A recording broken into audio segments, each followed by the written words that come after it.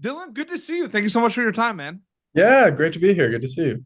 I always find that script to screen journey very interesting, right? Because you read these characters and then you see them come to life on screen or on Video Village, depending if you have time on set. What was that like for you on this project specifically? Because I feel like it's different each time too, right?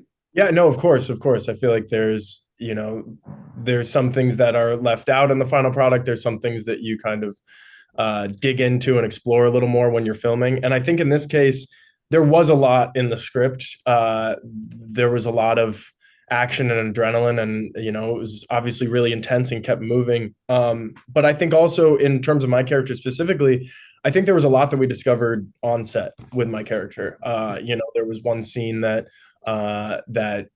Chris Emmanuel and Ariel Vromen, the director, we scene between Chris and I, we actually wrote kind of on the day. We were trying to figure out kind of some momentum to bring the characters a little further on their journey, and yeah, so I think it was a really wonderful balance of a strong starting point and then something that we were able to kind of make our own. And to add to that, because I feel like that's an amazing point about kind of being on set and like learning everything kind of there while you're filming it. So much happens before you go to camera in 1992, though, right, Dylan? There's discussions, figuring everything out, and then boom, you go and shoot it. You Right. film the movie.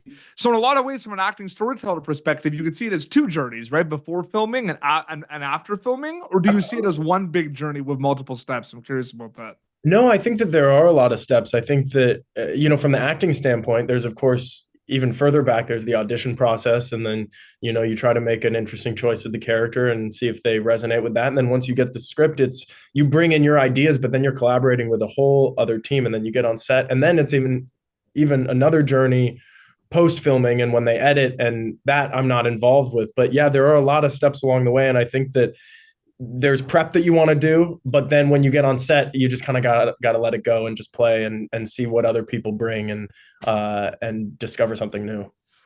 August 30th, 1992 is going to be in theaters, wide release. Everyone's going to be able to go check it out. I find it very interesting because this is one of those kind of like popcorn Saturday night movies. There's a lot of intensity, there's a lot of action and everything.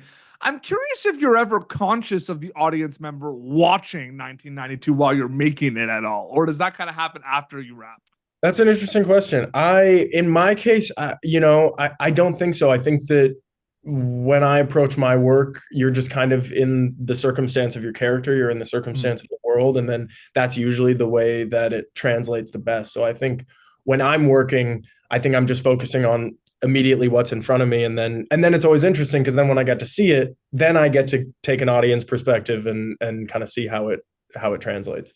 And I love asking this question now because it really depends on the project and the director and the actor. But you mentioned the director Ariel in this. I'm just curious, what were those like actor director conversations like before going and filming certain scenes? Were there any conversations? Like, I'm just curious about, because sometimes there aren't a lot, right? Sometimes it's just Right. those prep and it's just like do it. Yeah, you're right. No, there were a lot of conversations. I mean, it was a really collaborative effort. I think Ariel was really dedicated to just making the best movie he could. It felt like the best idea won, and we would be able to talk about the scenes, talk about where our characters were, but then he also gave us freedom to explore. So yeah, I think that there were, because Dennis, the character I play, there's a lot of moments where he's not talking. There's a lot of moments where he's silent. And so I think Ariel and I were discovering kind of things that were going on in his head or ways that we can make it dynamic so it didn't really feel like it was dead air. Absolutely. You've worked on a lot of amazing projects in the past, and I think the coolest thing, if you look at your body of work, Dylan, is not only have you worked in these different kind of genres and worlds, but they're all different characters, and I find that very interesting. How separate are past projects compared to something like 1992? Like, do you bring things from Halloween, Oppenheimer, you to something like this, or are they completely separate once you wrap them? I think it's a little bit of both. I think that I try to learn something from each project and take something away, and hopefully, if I'm doing it right, I'm slowly getting better. So I think that, yeah, I think that everything I do kind of informs the next thing. Because you do, like, there were a lot of things that I learned in terms of how stunts work in Halloween that I was able to be prepared for in 1992. I knew how it worked. I knew what to expect. So I think, yeah, just the more experience I get, the more it informs the next job.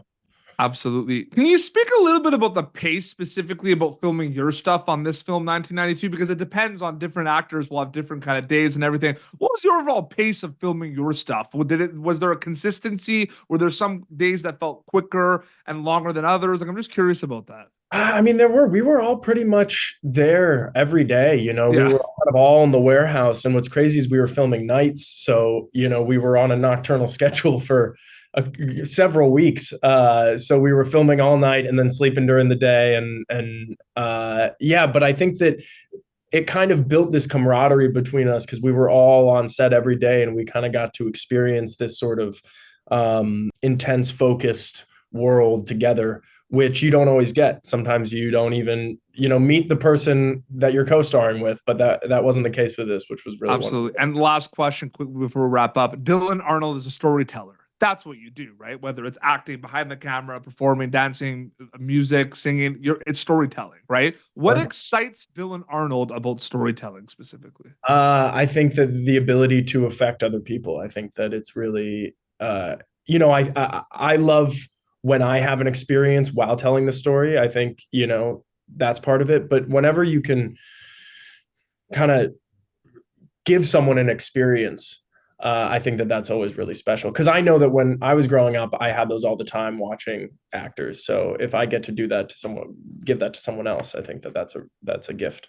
Absolutely. August 30th, people can be able to check out 1992 via Lionsgate in theaters. So it's a great ride. They're going to have a good time with it. A lot of intensity, a lot of emotions. Like, I mean, that's what you want with a script, right? You want Absolutely. to feel everything, right? Yeah, no, it has heart. It has action. It's, definitely go see it in the theaters. It's, you don't want to miss it.